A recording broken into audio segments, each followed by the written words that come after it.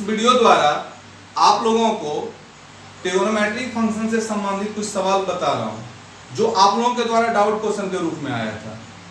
पिछले वीडियो में आप लोगों को ट्रिगोनोमेट्रिक फंक्शन से संबंधित कुछ बेसिक सूत्र, बेसिक कंसेप्ट और कुछ उदाहरण बताया था। उसी से रिलेटेड कुछ डाउट क्वेश्चन आप लोगों के द्वारा पूछा गया था। उन सभी क्वेश्चन को मैं यहाँ पर बता रहा हूँ ताकि आप लोग उससे संबंधित प्रत्येक सवाल को बना सकते हैं और ट्रिगोनोमेट्री टॉपिक को और ज़्यादा मजबूत कर सकते हैं। क्योंकि मैंने पिछले वीडियो में भी बताया था कि ट्रिगोनोमेट्री पूरे मैथमेटिक टॉपिक जो 12th तक है, 11th और 12th से संबंधित है, उन सब में ट्रिगोनोमेट्री की एक महत्वपूर्ण भूमिका होती है। क्योंकि ये सारे मैथमेटिक टॉपिक का एक दरवाजा खोल देता है, ये एक गेट खोलता है। इसलिए ट्रिगोनोमेट्री को अच्छी तरह से समझना, उस पर अच्छी तरह से पकड़ बनाना हर एक स्टूडेंट का एक प्रमुख ड्यूटी हो जाती है, प्रमुख कर्तव्य हो जाता है। तो आज उन सभी क्वेश्चन को देखें जो आप लोगों के द्वारा पूछा गया था। मैं प्रत्येक क्वेश्चन को यहाँ पर बता रहा हूँ और फिर इससे संबंधित सारे सवाल को आप बनाएंगे। तो आप देखते जाएं, क्वेश्चन बता रहा हूँ। क्वेश्चन को देखते हैं।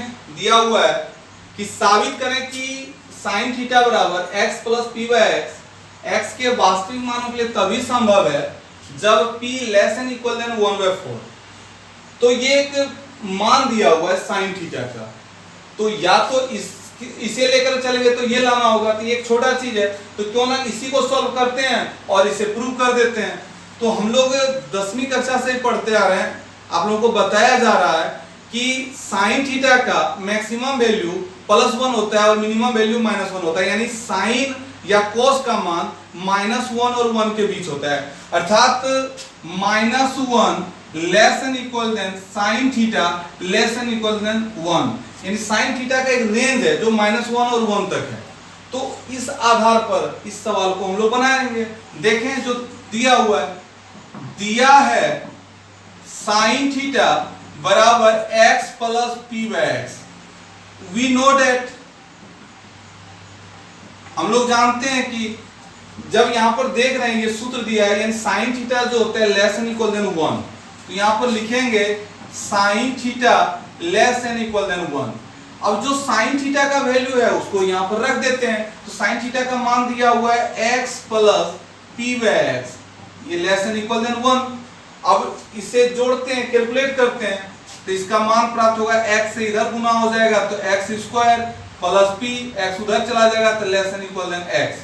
अब इस x को LHS में ले आते हैं तो x² x इधर आ जाएगा तो -x plus p less and equal than 0। आपने 10th तक पढ़ा था द्विघात समीकरण में कि जब ax² plus bx plus c equal to 0 रहता है कोई भी समीकरण, तो इसे d आप आसानी से निकाल लेते हो। यानी x² का जो गुणज होता है उसे a करते हैं, जो x का गुणज होता है उसे b और जो अचर होता है उसे c। तो इस तरह से d आपने सीखा होगा। तो यहाँ भी जो ये समीकरण दिया हुआ है तो इससे भी हम लोग d निकालते हैं। तो यहाँ पर देख रहे हैं कि x² का गुणज 1 है तो a बराबर 1 हो जाएगा, x का गुणज -1 है तो b बराबर -1 होगा और अचर p है तो c बराबर p है। तो यहाँ पर हम लोग क्या करेंगे, d निकाल लेते हैं। तो d जब निकालेंगे तो लिखते हैं d बराबर, तो b² -4ac, तो d बराबर b के जगह पर -1 रखेंगे तो -1 का होल स्क्वायर हो जाएगा, फिर -4 इंटू a के जगह पर 1 होगा और c के जगह पर p होगा। चूंकि x² का गुणज 1 है इसलिए a के जगह पर 1, अचर p है तो c के जगह पर p हो गया। तो d बराबर ये 1 हो जाएगा और -4p हो जाएगा। तो इस तरह से d निकल गया।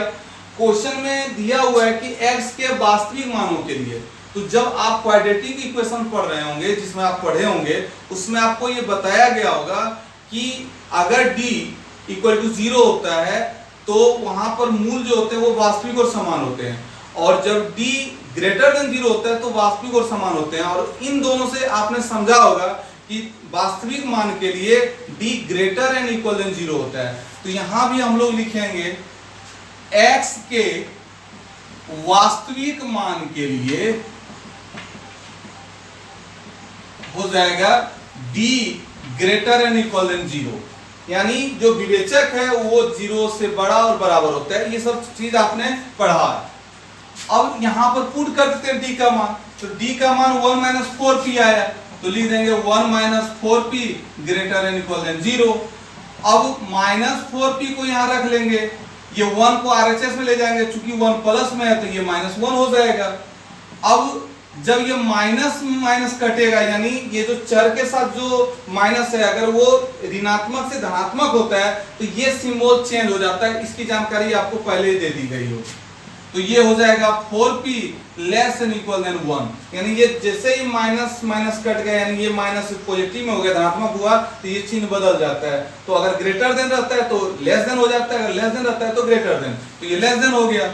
अब यहाँ पर p less and equal than 4 into में उधर जाकर के डिवाइड हो जाएगा, बट्टा हो जाएगा, यानी p less and equal than 1/4। तो क्वेश्चन में यही पूछा जा रहा था कि जब sin थीटा बराबर इतना हो तो x के वास्तविक मान के लिए तभी होगा जब p less and equal than 1/4। तो इसे लेकर के जब चले तो p less and equal than 1/4 आया, ये हमारा मान आ गया, तो लिख देंगे प्रूव।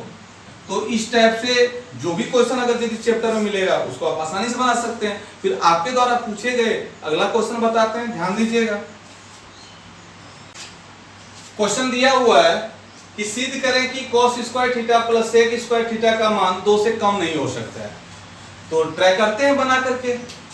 जो दिया हुआ है cos square theta plus sec square theta, ये एक फंक्शन दिया हुआ है, इसका वैल्यू 2 से कम नहीं हो सकता है।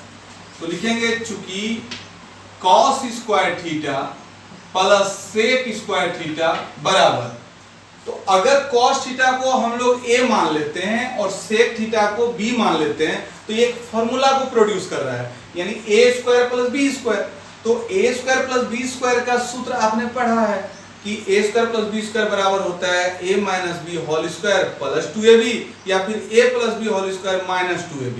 तो क्यों ना हम वो माइनस वाला यूज करें, यानी a square plus b square के जगह पर लिखेंगे a माइनस b का होल स्क्वायर प्लस 2ab, यानी हो जाएगा ये cos theta minus sec theta का whole square plus 2 cos theta into sec theta, यानी वो फॉर्मूला पर इसको पुट कर दिए। अब ये आगे cos theta minus sec theta का होल स्क्वायर रहेगा प्लस 2 इंटू, तो cos इंटू sec का मान 1 होता है, कारण कि जब sec को cos में कन्वर्ट करेंगे तो 1/cos होगा, cos cos कट जाएगा तो इसका वैल्यू 1 होगा। इधर जो LHS में इसको लिखते रहेंगे cos square theta plus sec square theta. अब आगे लेकर चलते हैं, तो cos square theta plus sec square theta बराबर cos theta minus sec theta का होल स्क्वायर प्लस 2, इतना प्राप्त हो गया।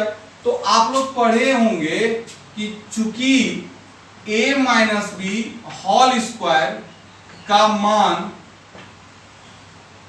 0 के बराबर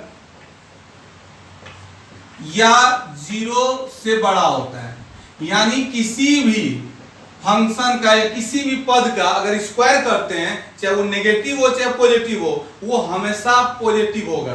तो a minus B whole square का मान 0 के बराबर हो सकता है या 0 से बड़ा हो सकता है, अर्थात लिख सकते हैं, ये एक फॉर्मूला है कि a minus B whole square greater and equal than 0, यानी किसी भी पद का अगर यदि मतलब स्क्वायर करते हैं तो वो या तो 0 हो सकता है या तो 0 से बड़ा हो सकता है। सिमिलरली a माइनस बी, यानी यहां पर अगर यदि हम लोग लिखेंगे cos theta minus sec theta का होल स्क्वायर, तो ये भी क्या होगा, 0 के बराबर होगा या 0 से बड़ा होगा इस सूत्र के मुताबिक। तो यहाँ जो हम लोग देख रहे हैं cos theta minus sec theta का होल स्क्वायर है, तो या तो ये 0 के बराबर होगा या तो 0 से बड़ा होगा। तो अगर इसका मान 0 होगा तो 2 प्लस 0 तो 2 होगा, और अगर 0 से बड़ा होगा तो निश्चित रूप से 2 से बड़ा इसका रिजल्ट होगा। तो यहाँ लिखेंगे cos square theta plus sec square theta greater and equal than 2, कारण कि इसका मान या तो 0 हो सकता है या तो 0 से बड़ा हो सकता है, क्योंकि यहाँ पर लिख दिए हैं कि cos theta minus sec theta का whole square greater and equal than 0, यानी 0 से बड़ा या 0 के बराबर। तो जब 0 के बराबर होगा तो 2 प्लस 0 तो 2 हो जाएगा, और अगर 0 से अधिक होगा तो 2 में वो जुड़ते चल जाएगा, यानी 2 से अधिक होगा तो लिख दिया cos square theta plus sec square theta greater and equal than 2। यहाँ पर पूछा जा रहा है कि cos square theta plus sec square theta का मान 2 से कम नहीं हो सकता है, तो यहाँ तो दिया हुआ है कि 2 के बराबर होगा या 2 से बड़ा होगा, तो लिख सकते हैं अर्थात cos square theta plus sec square theta का मान 2 से कम नहीं हो सकता है। तो इस तरह से इस टाइप का जो भी सवाल होगा आप उसे बना सकते हैं। ये आपका प्रूव हो गया। फिर नेक्स्ट क्वेश्चन आपको बताते हैं, देखते हैं। क्वेश्चन में पूछा गया है साइन 1830 डिग्री का मान निकालें। तो यहां पर लिखेंगे साइन 1830 डिग्री बराबर, ये बात मैं आपको बता दूं कि जब कोई भी मान, कोई भी ट्रिगोनोमेट्रिक रेशियो का, निष्पत्ति का अगर यदि डिग्री वाला मान अगर 360 डिग्री से अधिक हो तो 360 डिग्री से उसे भाग देंगे। तो यहाँ पर 1830 है तो 360 डिग्री से 1830 को भाग देंगे। तो कहीं भी रफ में इसको कर लेंगे, 360 डिग्री से भाग देना है 1830 डिग्री को। तो अगर यदि 4 बार से देते हैं भाग तो ये हो जाता है 1440। 5 बार देखते हैं तो देखते हैं 5 से, तो यहाँ पर 0 होगा, 5 30 के 0 बाकी 3 5 3 15 3 18, यानी ये शेषफल 30 डिग्री आएगा।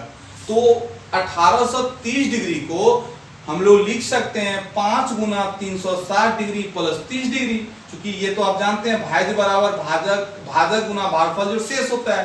तो यहाँ लिखेंगे चूंकि साइन 1830 डिग्री बराबर साइन 5 गुना 360 डिग्री प्लस 30 डिग्री, क्योंकि 5 गुना 360 करेंगे तो 1800 होगा, 1800 में 30 जोड़ेंगे तो 1830 हो जाएगा। फिर आप लोगों को सूत्र बताया गया है कि sine n into 360 degree plus theta बराबर sine theta, cos n into 360 degree plus theta बराबर कॉस थीटा। इस तरह से जितने भी वो 6 त्रिकोणमितीय अनुपात हैं उन सब का सूत्र इसी तरह से चलेगा। अगर n into 360 degree plus theta है तो वही प्राप्त होता है। तो यहाँ पर देख सकते हैं कि साइन 5 गुना 360 डिग्री प्लस 30 डिग्री, ये हो जाएगा साइन 30 डिग्री इस सूत्र के द्वारा। अब साइन 30 डिग्री का मान 1/2 होता है, तो 1/2 लिख दिए, तो लिखेंगे इसलिए साइन 1830 डिग्री बराबर 1/2। इस तरह से ये 1830 डिग्री का मान प्राप्त हो गया। तो इस टाइप का भी जो क्वेश्चन होगा चैप्टर में उसको आप आसानी से बना सकते हो फॉर्मूला के द्वारा। फिर नेक्स्ट क्वेश्चन आपका जो है वो बताता हूं।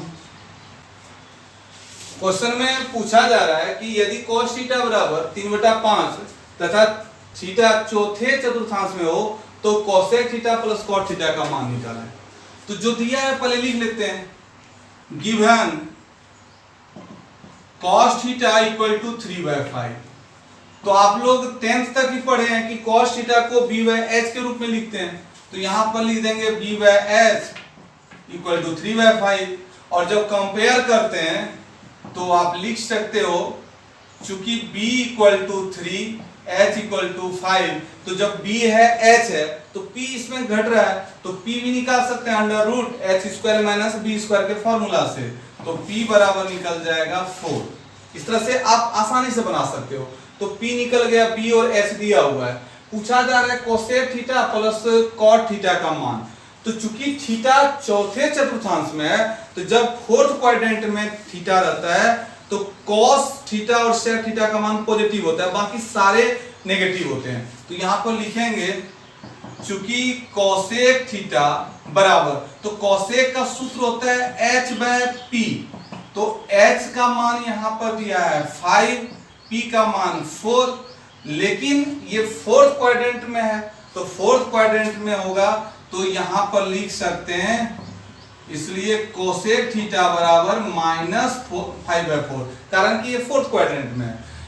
अगेन अब दूसरा दिया हुआ कॉट थीटा, तो कॉट थीटा का सूत्र होता है b/p, तो b का वैल्यू 3 है, p का वैल्यू 4 है, लेकिन ये थीटा फोर्थ क्वाड्रेंट में है तो कॉट का भी मान नेगेटिव में होता है, तो यहां लिख सकते हैं इसलिए कॉट थीटा बराबर -3/4।